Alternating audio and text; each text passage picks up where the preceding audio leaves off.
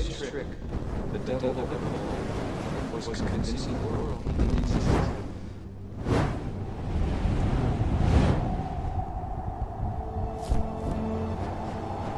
All four horsemen of the apocalypse, they are Galilee, light and planet.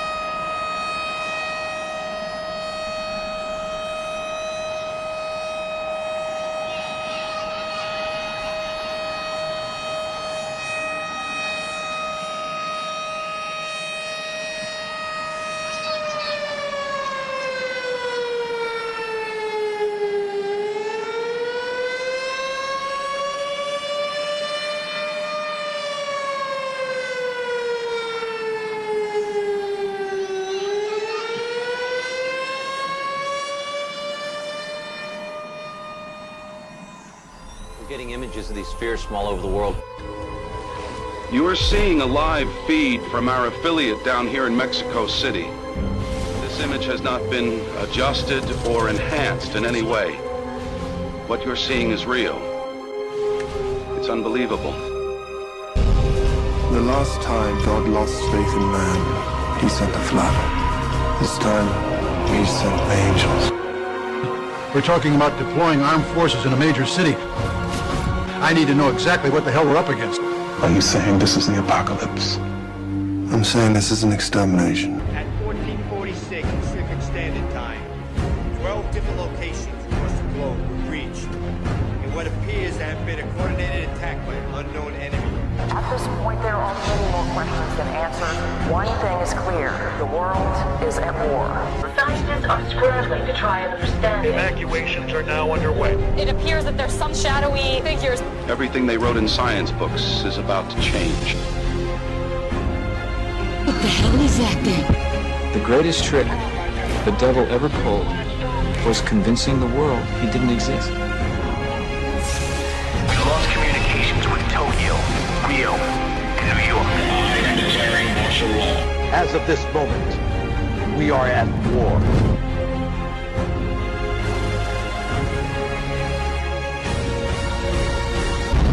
The age of man is over.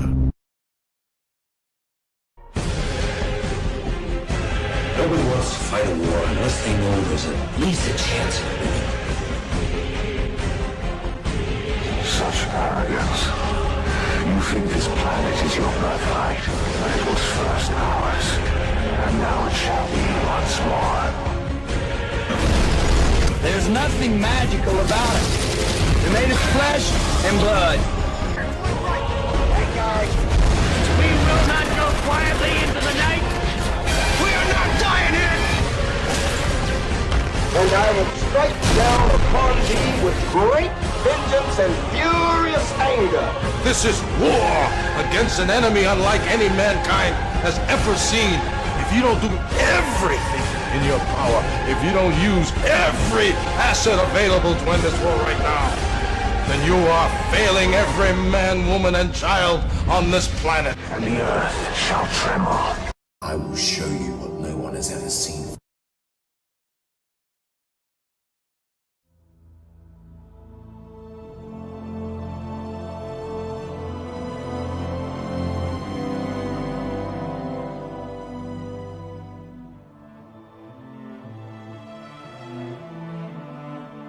Where we once were, we are no longer a Christian nation.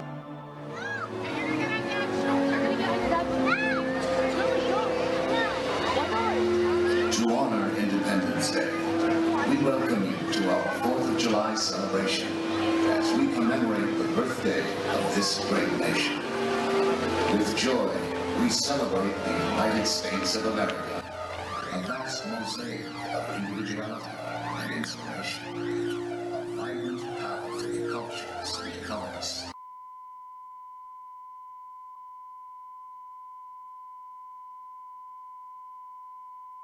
A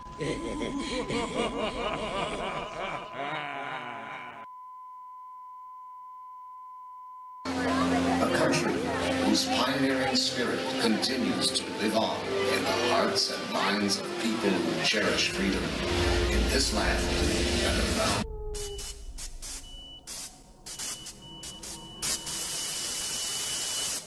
As usual, you were not expecting me. I'm sure you can recognize who I am, but if you don't, let me introduce myself.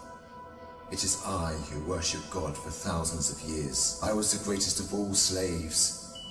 My beauty lifted the hearts of the crowds. My light outshined the stars.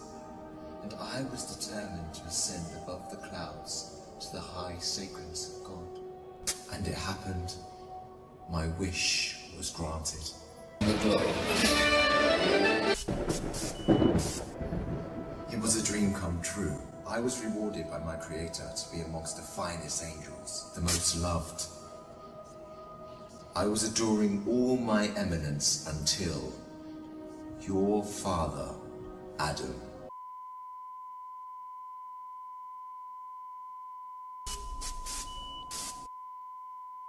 Was created. I couldn't believe that I, the greatest of all, had to prostrate to an insignificant human made from clay. Difficult it was. I refused. I said no to the Almighty. I worshipped God for thousands of years. For how long had Adam served him? Why was Adam given the whole earth to rule? Clearly, I deserved it all, without a doubt. I am the one to rule and command the earth. Since the day of my refusal to kneel, I turned into the worst creature, became the enemy of God and his faithful servants. God promised me to enter hell on the day of judgment and to be held there for eternity. All this has happened because of you. I hate and envy you the same way I envied your father. Since you were born, I have been sinfully harming your life. I will not enter hell alone. I want you to share the pain with me, and the curse that will descend upon me. I want to see you burn, cry, and scream as I will. Do you wish to know how I will achieve this? I will uncover the secrets behind my deceptions, the cunning tricks, the manipulation of strategies, and use it all to lead you towards sin. I will show you how I enter the heart of mankind to cause corruption in the world. You must be wondering why I would reveal my secrets to you. Don't worry. You will forget it all by the end of our meeting. To start, I want to clear a misconception you might have. Sadly, I have no power to force you to sin. Only by influencing your free will can I drive mankind to disobey. My grand agenda aims to strip the world from religious beliefs. My strategy to mislead you is very simple. I first try to drag you to infidelity and associating partners with God, which is the greatest sin. If you resist and don't get tricked, I like this one. I then move to plan B, which is to call you to major sins, like abandoning your prayers, adultery, causing harm to your fellow man. If you were and kept steadfast, I don't get discouraged. I call you towards minor sins. If you ignore me, I then occupy your days with permissible matters that are not sins or good deeds, like overeating, pursuing worldly affairs. All these will prevent you from getting rewards. The way I do all this is by gradually entering your heart. Through your weaknesses. Through what you love most, I attract you step by step. Wealth, power, fame, and women become the center of all thoughts. The core that the whole world orbits around. I hypnotize you to run from one passion to another, committing evil endlessly. The more you people sin, the more I occupy your souls. And when you discover the truth that you became my slaves, you would be dead. If all these fail, I begin to plant fear and sadness in your heart. Poverty will become scary, so that you lie and cheat. I make you fear the oppressor, so that you don't stand up for the oppressed. I make you fear everything but God, except God. Once you remain undefeated, then it is time for my most powerful trick. I use my elite slaves, those who dedicate their lives to me and my agenda. I command them to manipulate your life, to harm you, prosecute you, and to distort your reputation.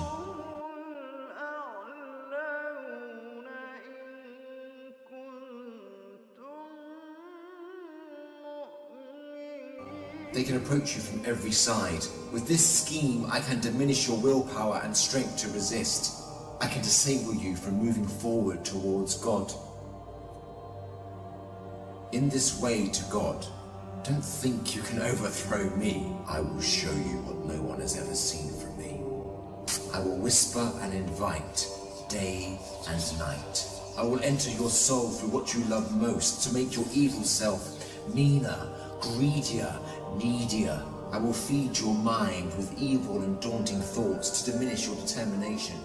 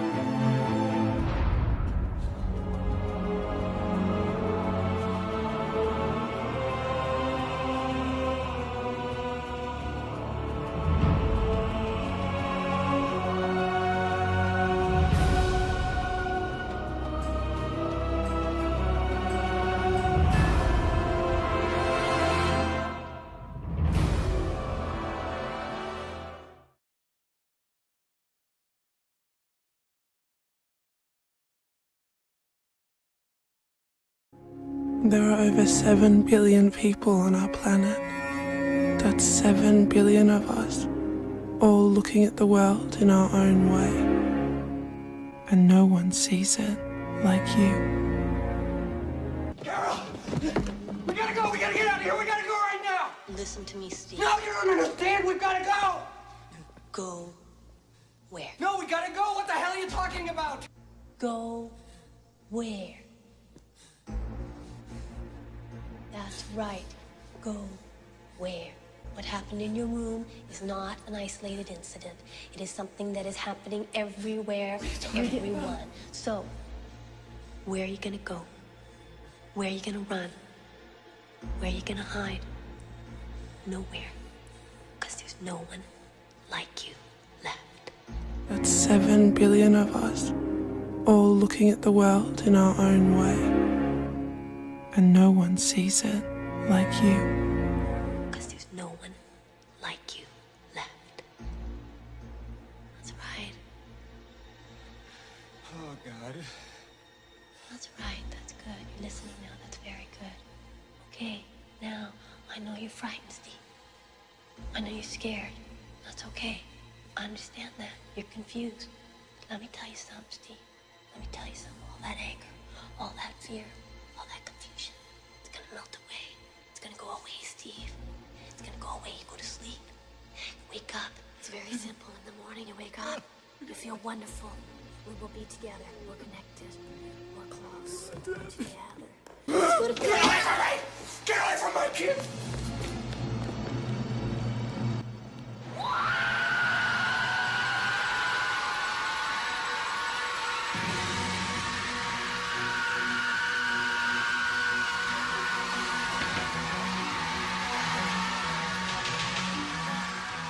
No one sees it like you.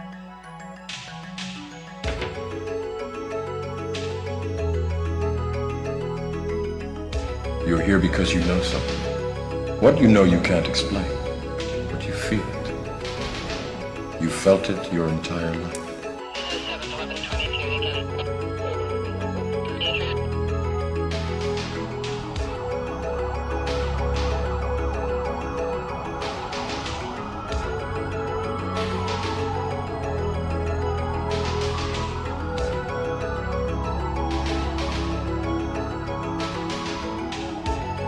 But if our gospel be hid, it is hid to them that are lost, in whom the God of this world hath blinded the minds of them which believe not, lest the light of the glorious gospel of Christ, who is the image of God, should shine unto them.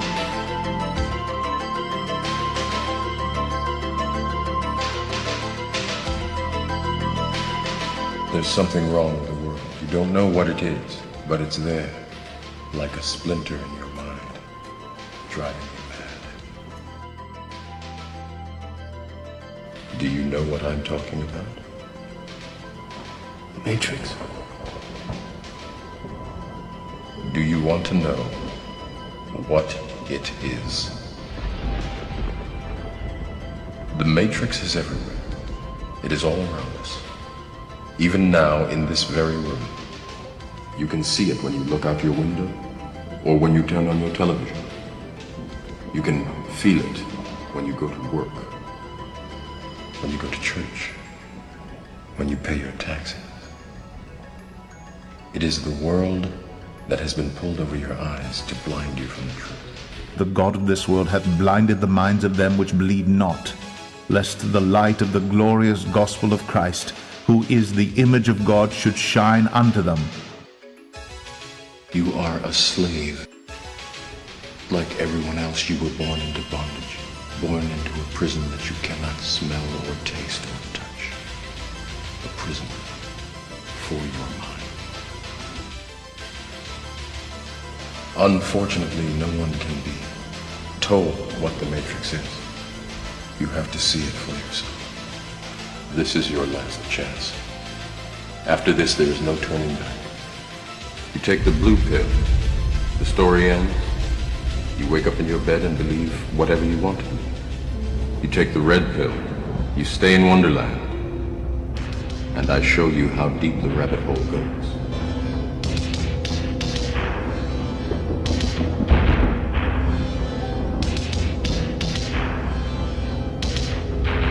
Remember, all I'm offering is the truth, nothing more.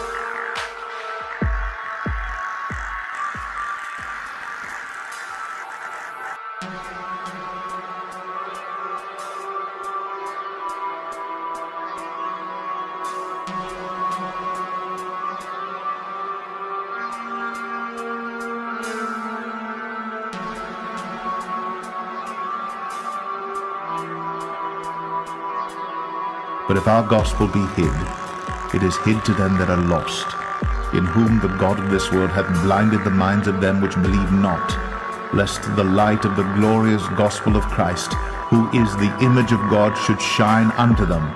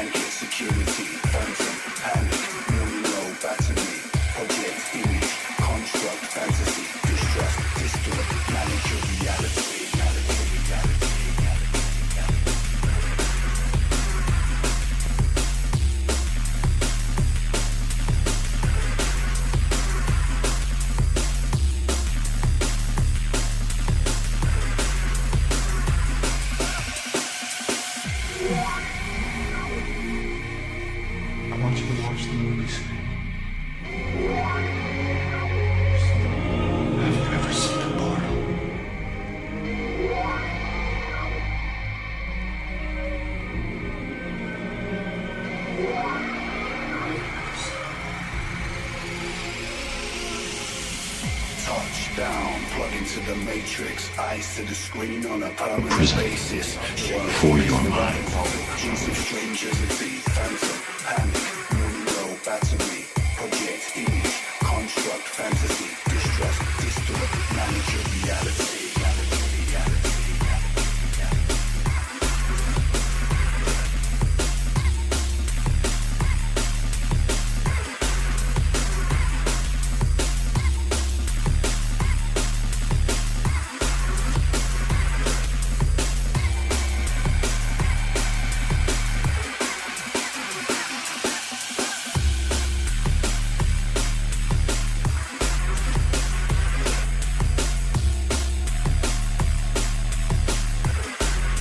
For such are false apostles, deceitful workers, transforming themselves into the apostles of Christ.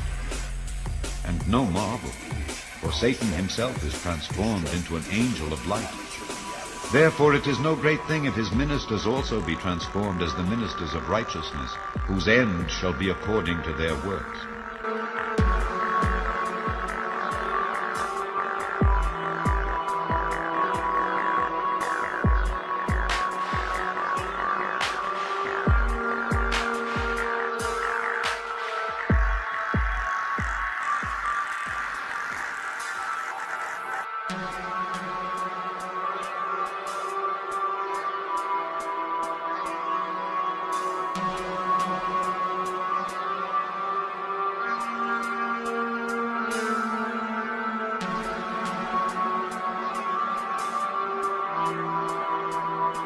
Where are you gonna go? Where are you gonna run? Where are you gonna hide? Nowhere. Because there's no one like you left.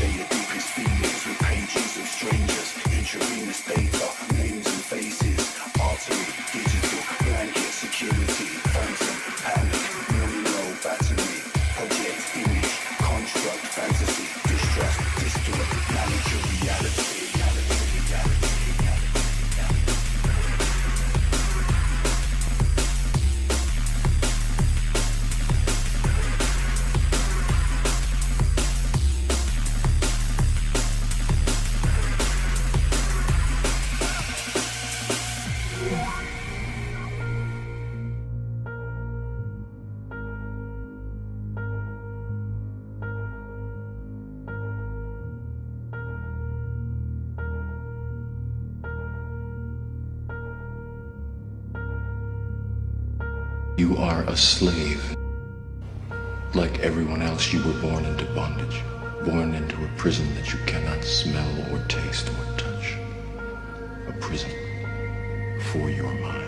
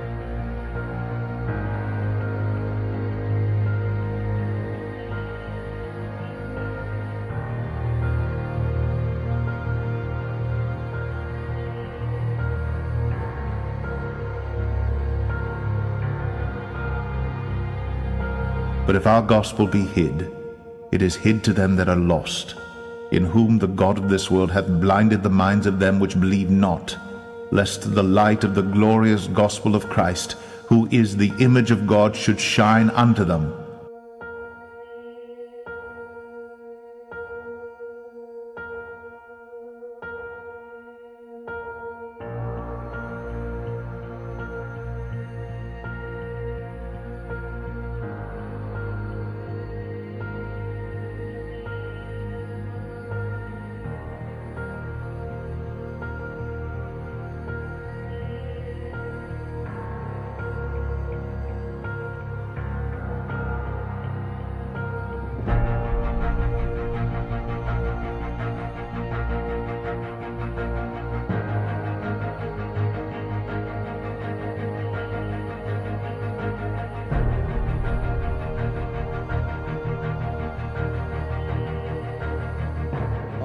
was a heroin shooting, LSD using, diesel gas huffing, rebellious, proud, 16-year-old hippie rock drummer, even stealing money from my own father and thinking I was doing great, proud of my wickedness when God saved me in 1971, the end of 1971, and said it was literal transformation.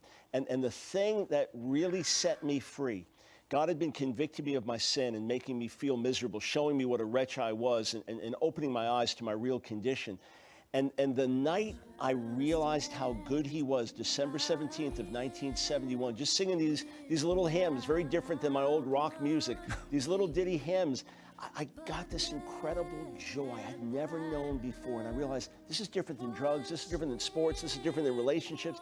This is the joy of the Lord. And it struck me, God loved me enough to wash me clean when I was in filthy sin. It says in Romans 5, when we were yet sinners, Messiah died for us. And here, I got this mental picture. I was covered in filth and grime, and Jesus washed me with his blood and put these beautiful white robes on me, and I was going back out and playing in the mud. And I said, that's it. I will never put a needle in my arm again. And that was it from that night on, set free by the power of God. And then I saw this internal change where I wanted to please God. I wanted to do right. It was now my nature to please him. So grace did this amazing thing. In a moment of time, I went from totally guilty to totally righteous in God's sight. In a moment of time, I went from being a child of the devil to being a child of God. And it wasn't based on how many good works I accomplished. It was based on receiving God's goodness in my life. That's the transforming power of grace.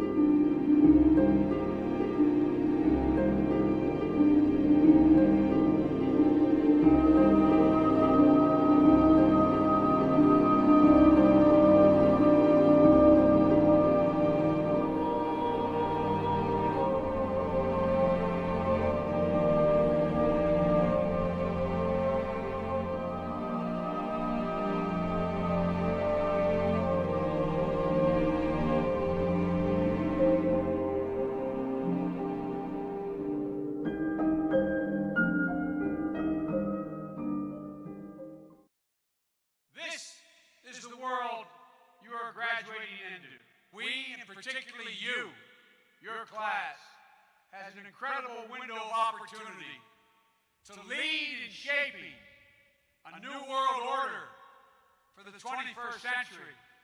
Come to give you peace, give you peace, give you peace, give you peace.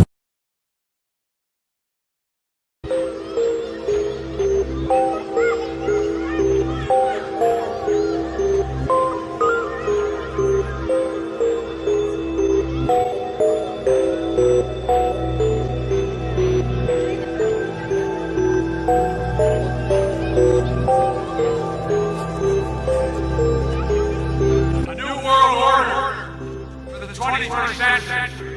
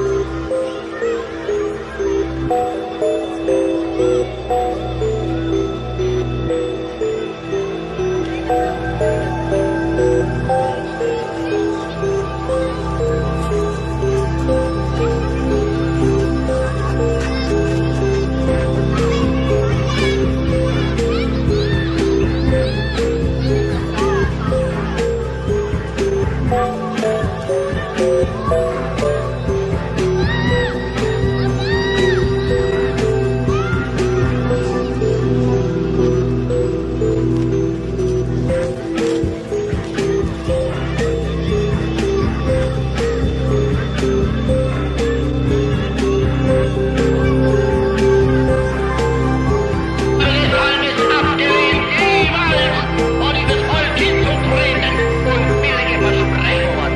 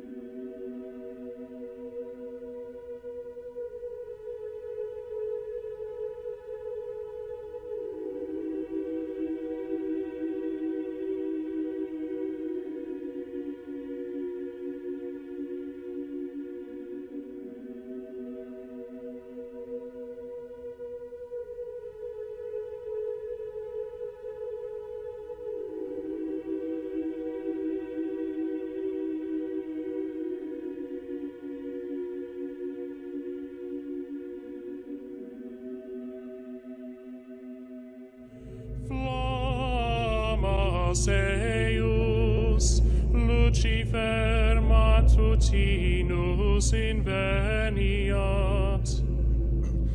Ille in quam Lucifer qui nescito casum, Christus filius tuus, qui regressus ab inferis, humano generis serenus iluxit, et tecum vivit et regnat in saecula saeculorum.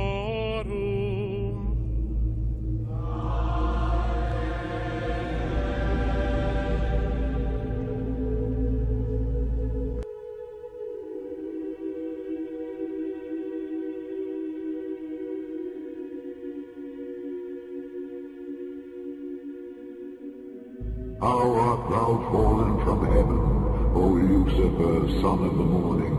How art thou cut down to the ground, which didst weaken the nations? For thou hast said in thine heart, I will ascend into heaven, I will exalt my throne above the stars of God, I will sit also upon the mount of the congregation in the sides of the north, I will ascend above the heights of the clouds, I will be like the Most High.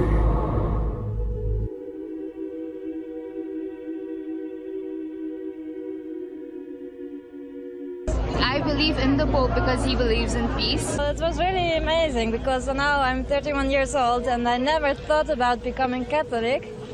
And I'm not sure if it's going to happen, of course, but already the thought of it. This is a Pope that struck such a huge chord among so many people in such a short time.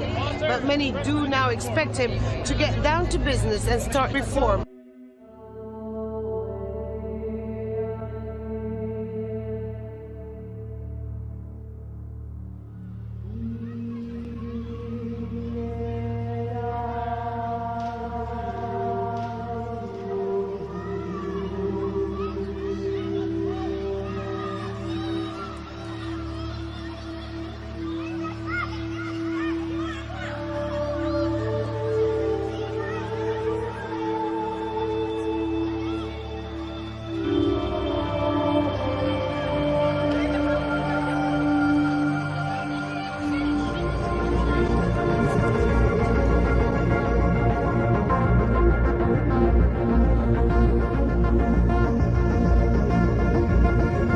And I beheld another beast coming up out of the earth, and he had 2 horns like a lamb, and he spake as a dragon.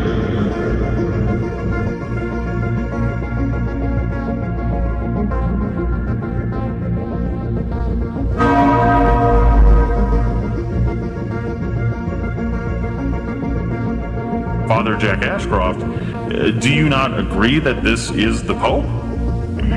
No, I do not. He is what we call an anti-pope.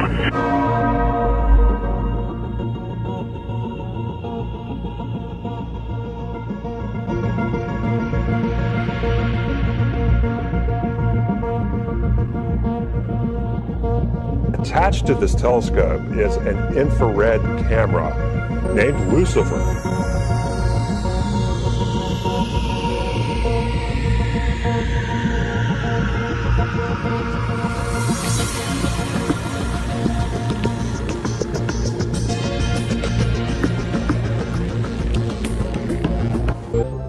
Recently, the chief exorcist at the Vatican reported that the devil was in the Vatican. Morgan. Wolf, Reverend Gabriele Amorth made headlines around the world recently when he said the devil was present in the Vatican. You're talking about something very real, aren't you? Certo, realissima. Dico, se credete al Vangelo, credete all'esistenza del demonio. Absolutely, very real. As to the devil's presence in the Vatican, he says that's no surprise. He once had to perform an exorcism on another exorcist. The first thing we need to do if we're going to find out if the devil is at the Vatican is take a tour underneath the Vatican. As we arrive underneath the Vatican, we see that it's laid out in a number of rooms marked by letters, as we could see in this aerial view map. Now we will be exploring some of the rooms in this map. Let's start off by looking in room C here. As we look into the room, we see that this is a mausoleum of a Lucius Tertullius Zethus. The Vatican goes on and explains that this room was used for offerings to the dead. We read, "View of the north wall and mosaic floor. In the corners of the mosaic floor there are 8 marble squares with circular holes through which offerings to the dead were poured during the funeral rites carried out in the burial chamber." So here we have a room where offerings are done to the dead. That's pretty common in Catholicism. Now if we look in the next room, room E, so here in this room they have a vase which has the image of a Medusa. So here underneath the Vatican we have a Medusa. Again, we ask ourselves the question, this is a vase, yet it's kept underneath the Vatican. This could have easily been removed. If the Vatican was a holy church, you would think that they would have done this. You think underneath the Vatican they would have things that are sacred to Christ and not foreign gods, not idols and images of foreign gods. Now as we move down further to room H, here we see that this is a mausoleum that is one of the largest and most luxurious mausoleums underneath the Vatican of St. Peter's Basilica. It says that it was built at the beginning of the second half of the 2nd century during the reign of Emperor Marcus Aurelius and belonging to a freedman of the important Valeri family. And as we're in this mausoleum, we see that there's lots of idols from the old Roman Empire. We ask ourselves, why does Rome keep these idols down underneath St. Peter's Basilica? You would think if they were Christians, they would want to clean all this out. I can't imagine anybody who has a true church would keep idols in their churches, especially pagan idols left over from a bygone pagan era. But here we have the Vatican keeping many pagan idols underneath St. Peter's Basilica. Here is an idol the Vatican is displaying of a head of a child in gilded stucco and a lock of a hair typical of one initiated into the cult of Isis.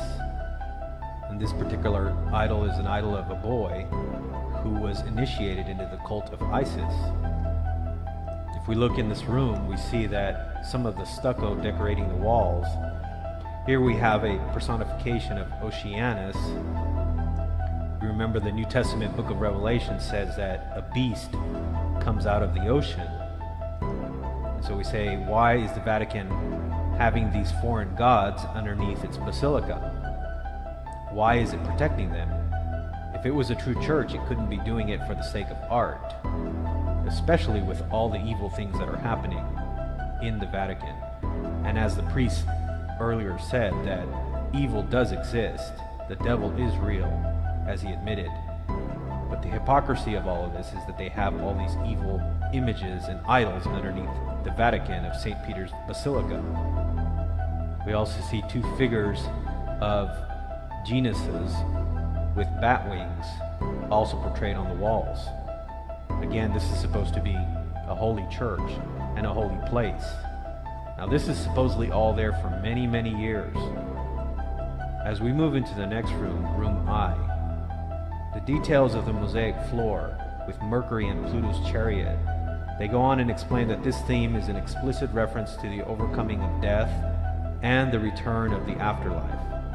They describe it as a splendid mosaic floor of Mercury is depicted carrying a caduceus with wings at his ankles, walking in front, and a chariot carrying Pluto and his wife Persephone. So here we have all these Roman gods underneath the Vatican, images of foreign gods. Well, as we move to the next room, we find out why they keep all these idols down there in these images. As we move to room U, here we find the shock of all shocks. Here on the wall, it says there is a depiction of Lucifer, that is, the light bearer, the morning star. On the opposite of the wall, there is a drawing of Vesper, the evening star, cosmic symbol of the human life cycle. We find out that when we get to room U, here we have a clear depiction of Lucifer underneath the Vatican at St. Peter's Basilica. We ask ourselves, why are they keeping this image of Lucifer underneath the Vatican? Again, you would think if you're a Christian church, you would not want to have any of these images. Now we know that they'll go on and say, oh, well, we're saving it because it's a UNESCO heritage site or something like that. This is always their excuse, saving it for the sake of art. But for the true Christian, this is not an excuse, because we know if you're giving glory and propaganda to false deities and false pagan gods, what are you doing? You're in essence supporting the evil spiritual realm. This cannot be from God. And since Rome claims itself to be the one true church, you would think they would lead by example. But what kind of example is this? That you have a depiction of Lucifer underneath the Vatican for countless hundreds and hundreds of years? Now this image here underneath the Vatican has been there since their claim, which would be Constantine. We would know that he was the first one that built this basilica. And so again we ask ourselves, why are they keeping this depiction of Lucifer underneath the Vatican? Well, we think the answer for why all these images, idols, are kept underneath the Vatican is because what we're dealing with here is we're dealing with an apostate church that has always been apostate, and even now as it is filled with Freemasons. And so we know that the reason why they're keeping all of this there now, and they're actually revealing this on their internet website, is because they want people to see this. They want people to see what they're really all about. For the masses who believe that Rome is a pure church, they don't mind deceiving them into believing that they are still a Christian church. As you go down underneath the Vatican, down into the next rooms, they will try to convince you on this tour that you take that Peter is buried down there in one of the rooms, and that this gives credence to following the Pope. But we ask the question, why would you want to follow a Pope who has all these evil things underneath his church? It's very clear by this depiction of Lucifer that the devil is in the Vatican. He's hidden way down underneath the Vatican at St. Peter's Basilica. And I heard another voice from heaven saying, "Come out of her, my people, that you may not participate in her sins, and that you may not receive of her plagues. For her sins have piled up as high as heaven, and God has remembered her iniquities." Second Vatican Council and the modernism that issued forth from that, the false teachings, the false practices, there was a response by certain members of the clergy, including a Cardinal Ottaviani, to the changes that the Second Vatican Council was implementing, demonstrating how they undermined the faith, they undermined the foundation of the gospel of Christ, and they literally created a new religion. And by way of demonstrating that, it's interesting to note that the new Mass that is celebrated in most of what are called Catholic churches today is called the Novus Ordo Missae, the New Order Mass. Kind of interesting, that little bit of connection. Yes, it is actually called the Novus Ordo Missae. So, a growing number of clergy responded by saying, we do not accept these changes, we are not going in this direction. And as a matter of fact, the Pope who is agreeing to this has become a manifest heretic. And we cannot agree that he is the Pope any longer. And thus was born a movement called Sede Vacantism. Sede meaning the seat, vacante meaning vacant. In other words, the seat of the Bishop of Rome is empty. There is no Bishop of Rome. From John the 23rd, who was a Freemason, which automatically excommunicated him, down to Frankenpope, or Pope Francis if you prefer. None of these men are Catholic, and none of these men can even claim to be Christians in any sense of the word. They are modernists, they are heretics, they are globalists, they are relativists. And so when I say the so-called Pope, it's because of that. The fact of the matter is, there is grave doubt, and Catholics listening to this need to understand there is grave doubt that any of these men, ordained or consecrated, using the Novus Ordo rites, is even valid. In other words, the priest in your parish might not even be a valid priest. He might be a layman just like you. So what you have, talk about taking a vow of celibacy for no good reason, I guess. Yeah, exactly. You know, there are even Novus Ordo Catholics, people who are in the present Catholic Church and who think he's the Pope, who have started to be a little disturbed by the things that Frankenpope is saying, with good reason. The things he is saying are patented relativism. Atheists going to heaven, even talking about homosexuality is acceptable, etc. I mean, these are all the logical ends of the Second Vatican Council. So there are a lot of us. Would you say then? I mean, because I'm. Hold on one second, just because we're running out of time, and I'm not a Catholic, so these are honest questions.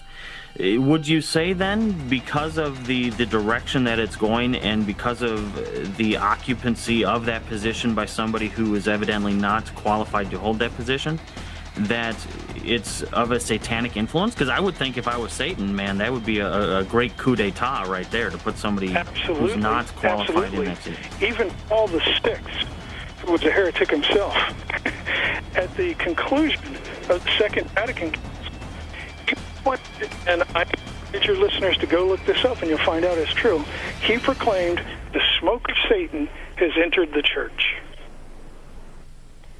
Wow. Pretty serious proclamation. So do we see this current Pope leading people in a satanic way? I mean, as an exorcist who's been doing this for a long time, do you see similarities between what the current Pope is doing and what you see in symbology or acting out in the demonic realm? I will say this, that Francis is promoting the same agenda that the progressives are, the same agenda that the globalists are. And the globalists and the progressives have a foundational philosophy rooted in occultism.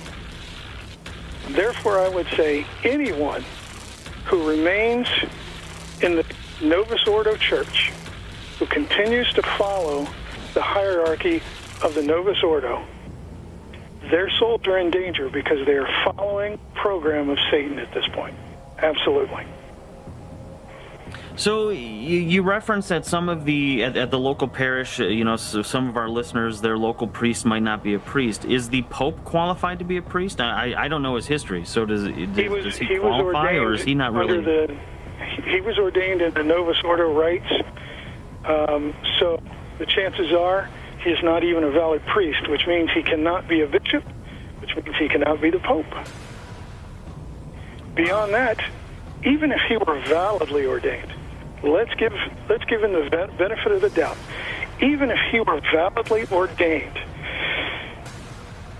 by virtue of his teachings and their extreme departure from traditional Christian doctrine and morals and ethics, he is no longer a Christian. He's become a false teacher. He's a heretic. And again, the Catholic faithful it would behoove them not to follow him and not to recognize him. So what do you make of then his rapid popularity growth? I mean, he's kind of like the I don't want to say second coming because of the obvious overtone there, but he's rallying Catholics. Well, yeah, look at the Catholics he's rallying, though, and look at the people who are lauding him. It's the progressive media who loves him. It's the gay lobby who loves him. You're not looking at Christians who are seeking to be faithful to the teachings of the gospel, faithful to the teachings of the church. What you're seeing are the radical elements of the church who are flocking to this man, and the radical elements in media and society who are supporting this man. So, of course, he's going to have a degree of popularity. Keep in mind, Adolf Hitler was on the cover of Time magazine and was lauded by the progressives as well. It was only when the Holocaust became known to the rest of the world that they tried to recast him as a right-wing extremist when, in fact, he was a leftist. He was one of their own. So you're seeing the same sort of thing play out with Francis.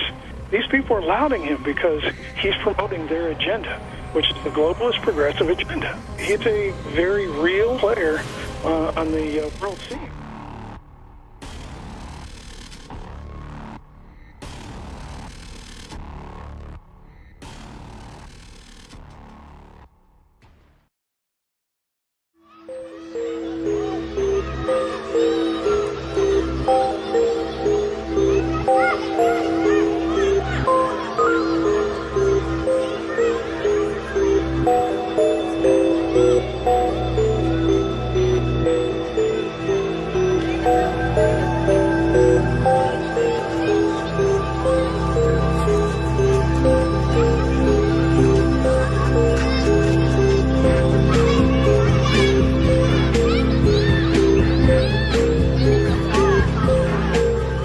When they shall say peace and safety, then sudden destruction cometh upon them, as travail upon a woman with child, and they shall not escape. But ye, brethren, are not in darkness, that that day should overtake you as a thief. Ye are all the children of light, and the children of the day. We are not of the night, nor of darkness. Therefore, let us not sleep as do others, but let us watch and be sober. For they that sleep, sleep in the night, and they that be drunken are drunken in the night.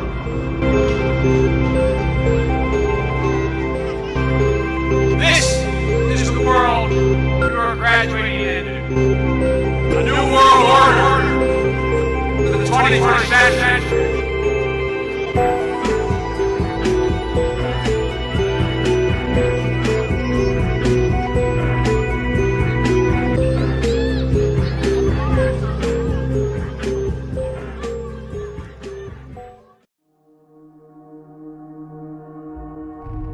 Hear my prayer, O Lord, and let my cry come unto thee.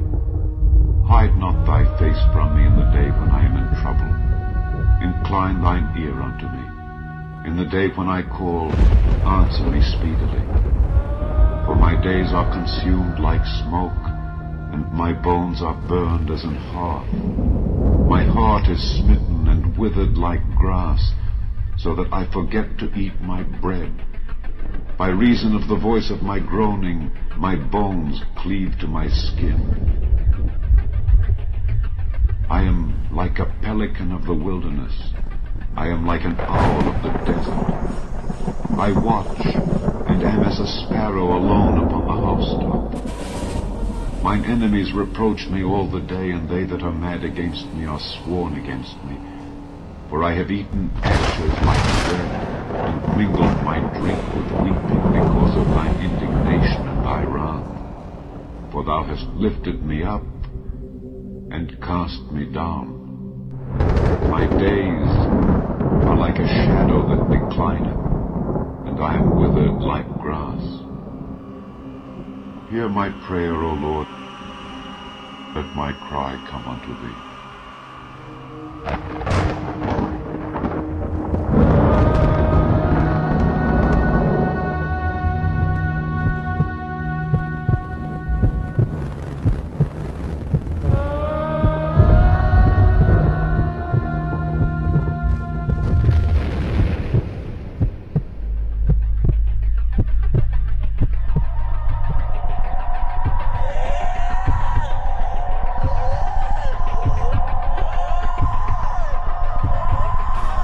knows the day or the hour, but we do know the season we're living in.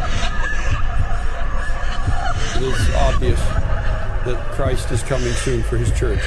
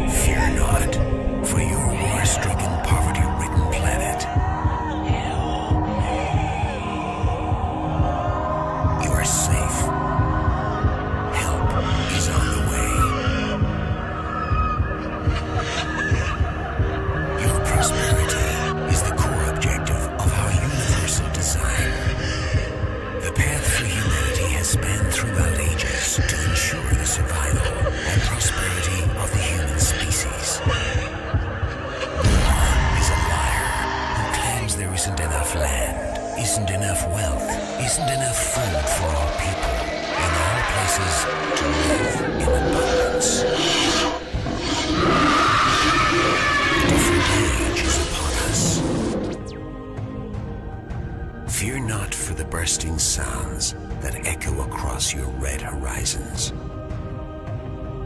Prepare your life for the light that grows steadily brighter in the distance. As the dawn comes to rid your battlefields of darkness, the age of Illuminatium will begin. Fear nothing. We are always watching out for you. We are always watching out for you. We live in a fallen world, a world that has been marred through and through, corrupted, tainted by sin. All history has been a battle against the effects of sin and the effects of the curse on humanity and on creation brought by God because of sin. And what our Lord says about the future is horrendous. The future for this world and its inhabitants is very, very tragic. He said, I want you to know the end of all things is at hand. It's right at hand. Fear not for the bursting sounds that echo across your red horizons. Prepare your life for the light that grows steadily brighter in the distance. We are not headed towards some humanly engineered utopia. We are not on the way to an age of peace and tranquility. For when they shall say peace and safety, then sudden destruction cometh upon them, as travail upon a woman with child, and they shall not escape. Peace and security. Lesson of history is that peace and security do not come easily. Peace and stability that people on all sides long for. Two states for two peoples living side by side in peace and security is not a vague slogan, but a real necessity for the stability in the entire region. Israel and Palestinians, they can live side by side in peace and security. Of a new deal, peace and security. To live in peace and security. Two states living side by side in peace and security. True security for all Israelis. We will also pursue peace between Israel and Lebanon. In peace and security. Israel and Syria. Peace and security. And a broader peace between Israel and its many neighbors. Must decide whether we are serious about peace and security. To recognize Israel's legitimacy and its right to exist in peace and security. That's how we will find new pathways to peace and security. That is the work that we must do. Peace and security and coexistence. A movement towards peace. If we have this triangle, economy, security, and peace, then peace can succeed.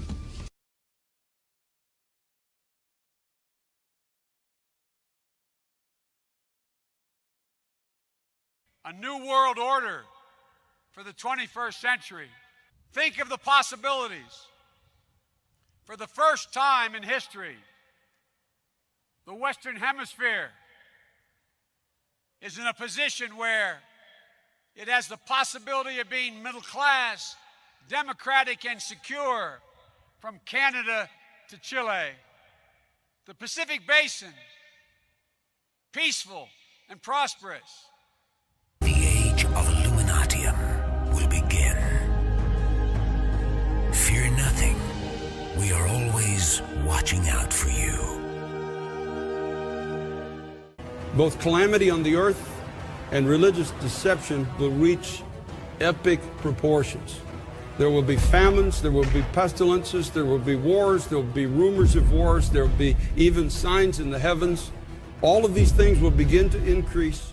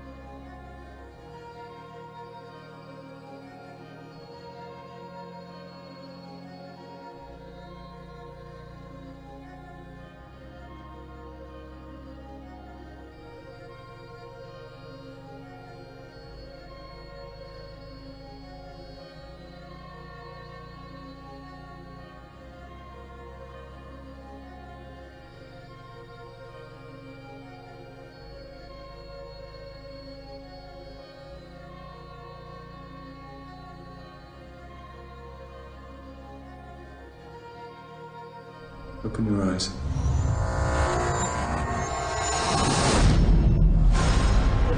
It's incredible. It's conscious. What are you really? I am part of the new world. And you are part of the old.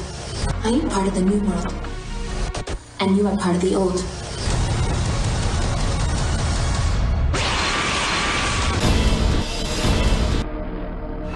We've scanned you. There's no going back. Robin, things are changing quickly. Entering the new age. The new age. Once we've scanned you, there's no going back.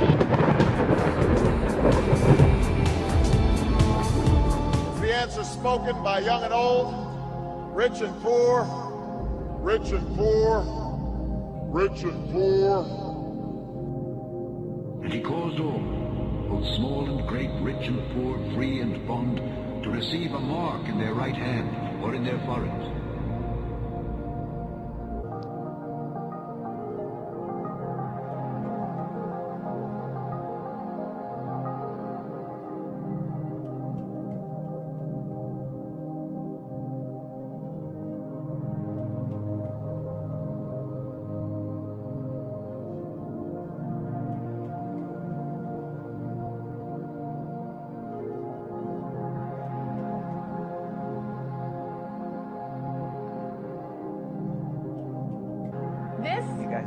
This pill has a small chip inside of it with a switch.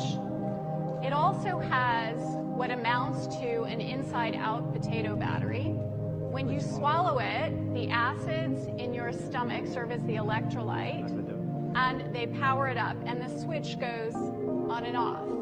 And it creates an 18-bit ECG-like signal in your body, and essentially your entire body becomes your authentication token. But what this means is that that becomes my first superpower. I really want this superpower. It means that my arms are like wires, my hands are like alligator clips. When I touch my phone, my computer, my door, my car, I'm authenticated in. First superpower. Like, I want that. So we're not shipping that right away. Yeah, no. We're not shipping that right away. But it sounds like... This is FDA cleared? So here's the thing. This is not science fiction. This pill was actually made by a company called Proteus. And they've developed it for medical applications. That pill has been CE stamped and cleared by the FDA. You can take 30 of those per day for the rest of your life. And then what happens? Does your heart beat change? Does your... We can just tell that you've taken the pill. And now RFID microchips like this are being injected into humans. Dr. Mark Gasson of the University of Reading in England was injected with one in 2009 to control electronic devices in his office. He later became the first human in history to be infected with a computer virus. When the systems read my tags, the computer virus has actually appeared throughout the whole database. So it's actually replicated itself and copied it throughout the database. The microchip implants are coated with a biocompatible material that enables them to bond with the surrounding flesh and sinew. That keeps them in place, but makes their surgical removal difficult and painful. Companies in America have marketed human microchips for security or medical purposes, but most microchipped humans are amateurs who have injected themselves, or who have convinced their family doctor to do it for them. They call themselves biohackers, and they use the chips to open doors or unlock their cars, phones and computers with a simple wave of their hand. Some biohackers go even further by also injecting themselves with self-made devices that enable them to pick up electromagnetic waves. I want to see if I can't make the human evolve faster than what nature has allowed it to be. Science is now challenging the very idea of what it means to be human. British cybernetics professor Kevin Warwick has an electronic device in his body that interfaces with his nervous system and is now working on implants that will enable humans to communicate just by thinking. It will be brain to brain. That's the next step. That's what I'm working on now. Thought communication. Other technologies used in the past have been robotics, exoskeletons, or computers to move muscles, but this is the first using just the power of thought. I've said it before, I will say it again. We can't balance the budget on the backs of the very people who have borne the biggest brunt of this recession. Everyone's going to have to chip in. Everyone's going to have to chip in. And that no man might buy or sell save he that had the mark or the name of the beast or the number of his name. The whole move of these implants, there are a couple of stupid companies like the Verichip Corporation, with all its various names, that come out and say, oh, well, we want to sell this as a product. I don't think it's going to happen that way. People don't want an ID microchip. But if you turn around and instead say, you'll be able to listen to music and access Facebook and you know, get your email through this little implant, you're going to have a stampede of people wanting to do it.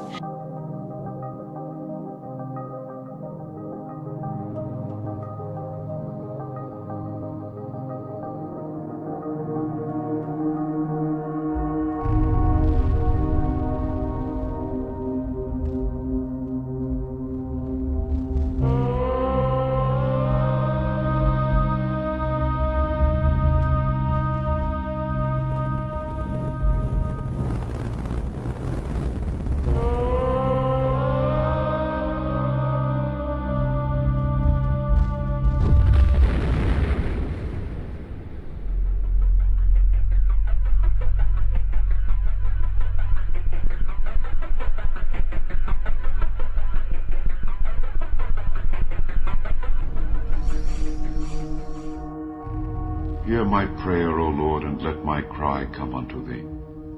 Hide not thy face from me in the day when I am in trouble. Incline thine ear unto me. In the day when I call, answer me speedily. For my days are consumed like smoke, and my bones are burned as an hearth. My heart is smitten and withered like grass. I am like a pelican of the wilderness. I am like an owl of the desert. Hear my prayer, O Lord. Let my cry come unto thee.